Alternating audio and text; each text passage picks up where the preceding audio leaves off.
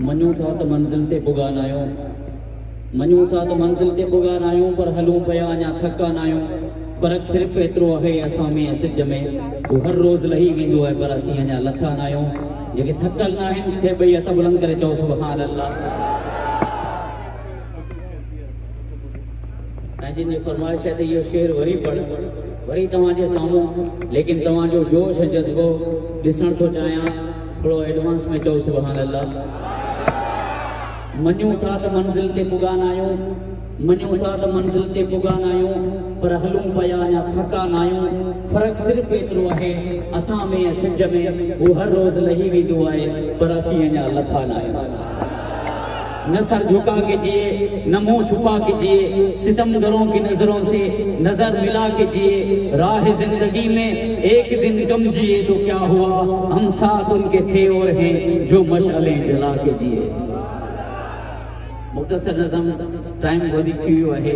घड़ी लॻी घड़ियाल ते, घड़ियाल कई घोड़ा, ॿुधई कोन ॿोड़ा, इहा बि घड़ी घटि थी। इन करे वक़्तु क़ीमती आहे। मुख्तसर नज़म पेश थो करियां, बुलंद आवाज़ सां सुभाणे अचो वेठो।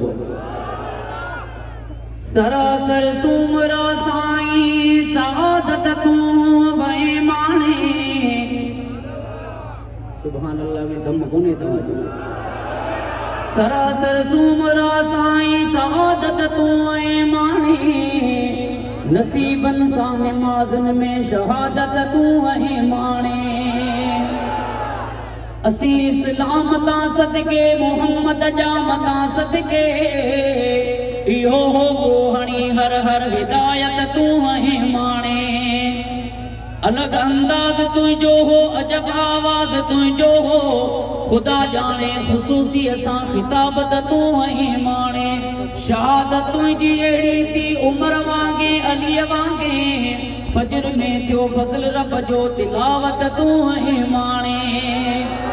लिखा चा सोलंगी यूसुफ तो सारी सू कजन केड़ियों, वली वाकई खुदा जो हुई विलायत तूं है माणे।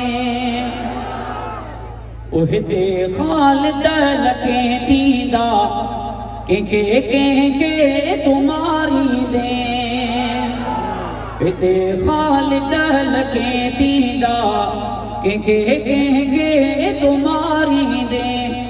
बहादुर कहीं थी पियादा, के तुम्हारी दे, हिते खालिद लखे थींदा, के तुम्हारी दे, हिते खालिद लखे थींदा, के तुम्हारी दे।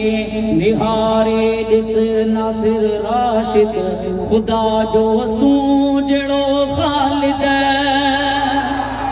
निहारे ॾिस नासिर राशिद, खुदा जो सूजड़ो खालिद। निहारे ॾिस नासिर राशिद, खुदा जो सूजड़ो खालिद। नमूने दे नज़र ईंदा, के तुम्हारी दे, हिते